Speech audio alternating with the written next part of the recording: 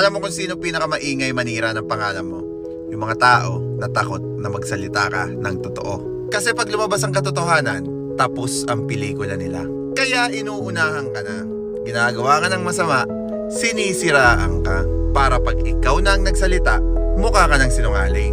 Classic move yan. Yung may tinatago, siya yung unang sumisigaw. Yung may kasalanan, siya yung biglang biktima. At yung guilty, sila yung sobrang defensive. Pero tandaan mo to, hindi ka nila sinisiraan dahil masama ka. Sinisiraan ka nila dahil alam nila na totoo ka. At ang totoo, hindi mo kailangan ipagtanggol ang sarili mo sa mga tao na alam mo naman na nagsisinungaling. Kasi ang katotohanan, tahimik lang. Pero pag dumating yan, isa-isa silang babagsak. So let them talk.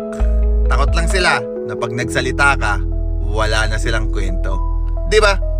Peace out.